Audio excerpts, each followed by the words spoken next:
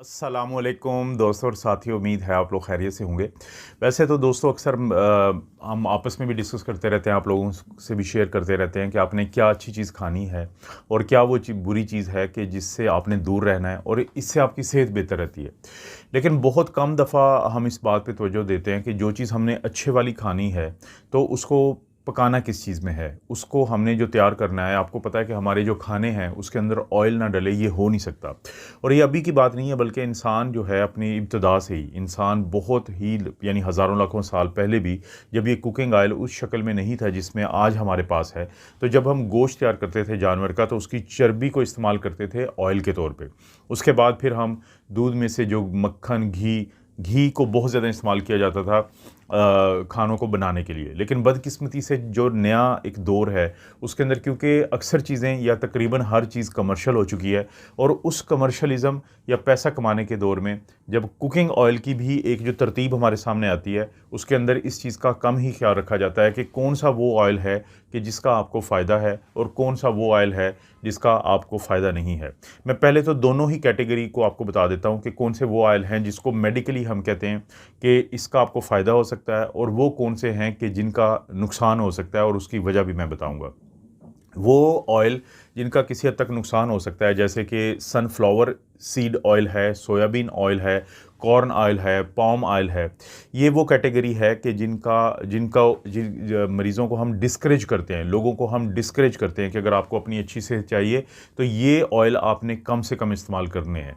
और वो ऑयल जिनके ऊपर मेडिकल की दुनिया किसी हद तक इत्मीनान का इजहार करती है, उसके अंदर जो शामिल होते हैं उसमें जैसे सरसों का तेल है, नारियल का तेल है, मूंगफली का तेल है, तिल का तेल है। इधर ही इसी यहाँ पे मैं बता देता हूँ आपको, एक चीज़ का ज़िक्र कर देता हूँ, क्योंकि बहुत सारे लोग जो मुझे मेरी वीडियोस को रेगुलरली देखते हैं वो ये सोच सकते हैं कि मैंने तो सरसों के तेल पे एक वीडियो बनाई थी कि जिसमें मैंने काफ़ी इसकी बुराइयां बताई थी। वो दरअसल मैं लिटरेचर का हवाला देता हूँ, क्योंकि वेस्टर्न जो वर्ल्ड है वहाँ पे क्योंकि कमर्शलिज्म बहुत ज़्यादा है, उनके बहुत ज़्यादा कुकिंग ऑयल्स हैं। तो बाज़ जो हमारे ट्रेडिशनल और हमारे जो रवायती तेल हैं जिसमें हम खाना बनाते हैं, तो उनकी अक्सर बुराइयां उनके लिटरेचर में भी देखने में आती हैं, क्योंकि जैसे मैं ज़िक्र कर चुका हूं कि कमर्शलिज्म, पैसा कमाने की दौड़ में ये चीज़ काफ़ी ज़्यादा देखी गई है कि इस तरह की बातों को सामने लाया जाता है। क्योंकि कोई भी चीज़ परफेक्ट नहीं है, हर चीज़ में कहीं ना कहीं पे कोई ना कोई ऐसा मसला होता है। जैसे अगर बात करें कोकोनट ऑयल की, अब कोकोनट ऑयल को हम अक्सर आप लोगों को कहते हैं कि इसको इस्तेमाल करना चाहिए, ये एक अच्छी चीज़ है, ये एक फ़ायदे की चीज़ है। लेकिन उसी वक्त में हमें लिटरेचर में बताया जाता है कि इसके अंदर तो बहुत ज़्यादा सैचुरेटेड फ़ैट हैं। लेकिन ये हकीकत है कि नई रिसर्च ने बताया है कि हर जो सैचुरेटेड फ़ैट है वो बुरी नहीं होती। हमारा जो जिस्म है उसके अंदर जो मुख्तलिफ़ हार्मोन्स हैं, जो मुख्तलिफ़ हमारी यानी कि सेल्स की मेम्ब्रेन है, झिल्लियाँ हैं, तो वो उनके लिए ज़रूरी होता है कि फ़ैट ज़रूरी होती हैं।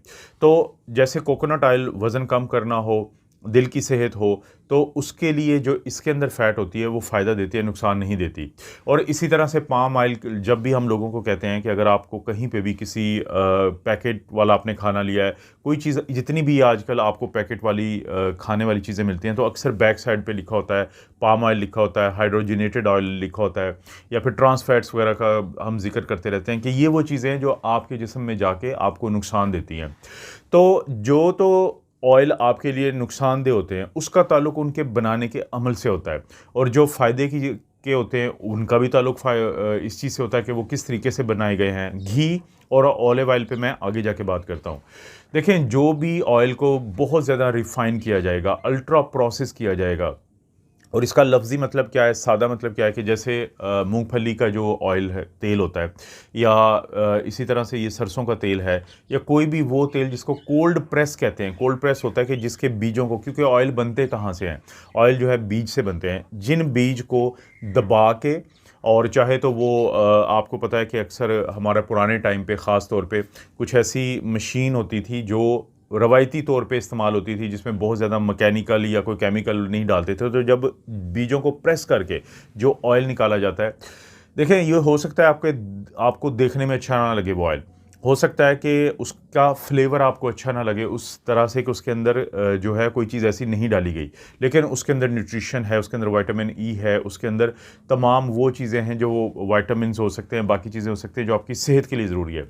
लेकिन कोई भी ऑयल जो कमर्शियली तैयार किए जाते हैं, जिसको बहुत ज़्यादा रिफ़ाइन किया जाता है, प्रोसेसिंग की जाती है, उनके अंदर देखें केमिकल्स डाले जाते हैं, बहुत सारी चीज़ें उनकी निकाली जाती हैं, उनके अंदर फ्लेवर डाले जाते हैं।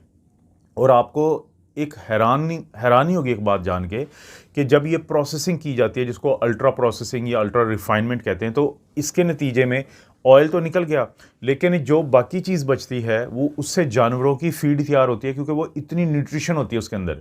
लेकिन जो आपके हवाले की जाती है, जिसको आप जिसकी शेल्फ़ लाइफ अच्छी है, जिसकी जिसकी खुशबू अच्छी है, तो उसमें क्या होगा कि आपके लिए न्यूट्रिशन नहीं है, उसके लिए उसके अंदर से काफ़ी चीज़ें एंटीऑक्सीडेंट, विटामिन ई, ये चीज़ें निकल चुकी होती हैं।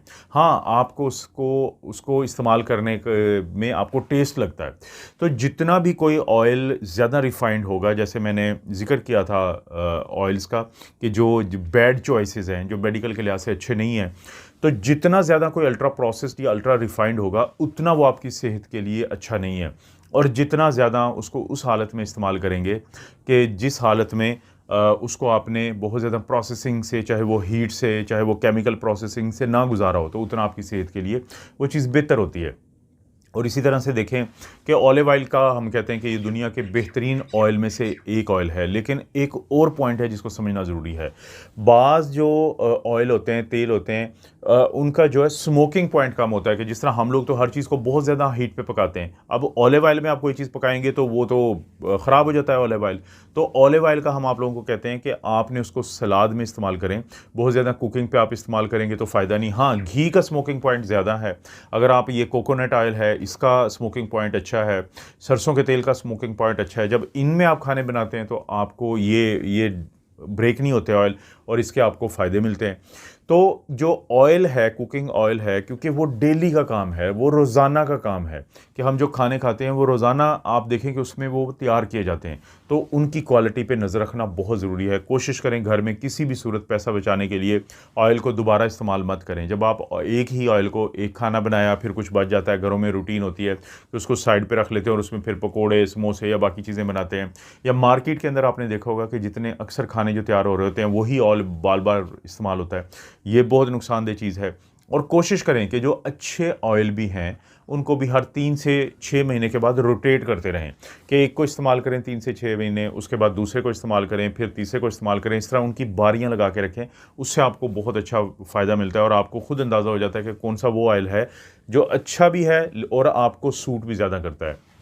घी की भी आपने देखा होगा कि अक्सर बुराइयां की जाती है, हालांकि घी आपके लिए अच्छा है। सिर्फ हम ये कहते हैं कि बहुत ज़्यादा इसको इस्तेमाल ना करें घी को, और कोशिश करें कि उसको, यानी अगर एक खाना आप घी में बनाएं तो बाकी किसी दूसरे कुकिंग ऑयल में, जो मैंने लिस्ट बताई है कि अच्छे वाली कुकिंग ऑयल की, तो उनमें आप बना लें।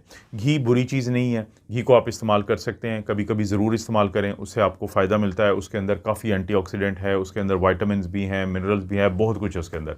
और पाम ऑयल का एक दफ़ा फिर मैं आखिर में ज़िक्र करूँगा कि पाम ऑयल अपने डॉक्टर से बात कर लें, वो आपकी दिल की सेहत के लिए और बाकी जो जिस्म में की सेहत है उसके लिए अच्छा चीज़ नहीं कहा जाता।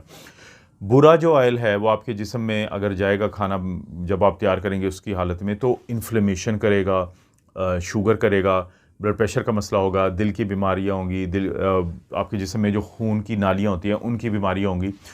मैं ये नहीं कहता कि इस वीडियोज़ में जो मैंने लिस्ट बताई है उसको आप फॉलो करें, लेकिन मैं ये आपको ज़रूर कहता हूँ कि आपने अपने कोई भी समझदार डॉक्टर, कोई भी वो डॉक्टर जो आपकी इस तरह की बातें भी सुन सके दवाइयाँ लिखने के अलावा, तो या डाइटिशियन के पास चले जाएं, उससे बात करें। वो सबसे बेस्ट बंदा या बंदी होगी कि अपने न्यूट्रिशनिस्ट या डाइटिशियन या जो डाइट का स्पेशलिस्ट होता है, माहिर ग़िज़ायात जिसे कहते हैं, एक दफ़ा उसके पास जाएं और उन्हें पूछें कि मुझे एक लिस्ट दे दें कि 3, 4, 5 वो कौन से ऑयल लें, कुकिंग ऑयल, जिससे मुझे और मेरी फैमिली को फ़ायदा होगा।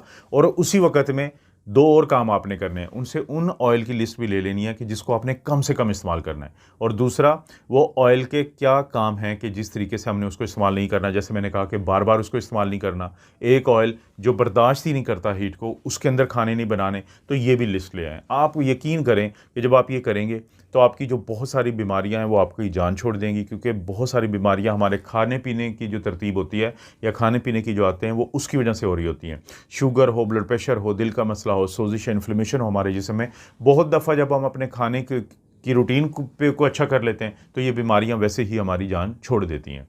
दोस्तों इस तरह की वीडियोज़ मैं बनाता रहता हूँ। वीडियो को लाइक करें, चैनल को सब्सक्राइब करें। कोई वीडियो अच्छी लगती है तो दोस्तों रिश्तेदारों से शेयर करने के लिए नीचे ऑप्शन को ज़रूर इस्तेमाल करें। आप अपना और अपनी फैमिली का ख्याल रखें। अल्लाह ताला आपको और आपकी फैमिली को हर किस्म की बुराई, बीमारी और आजमाइश से महफूज रखें।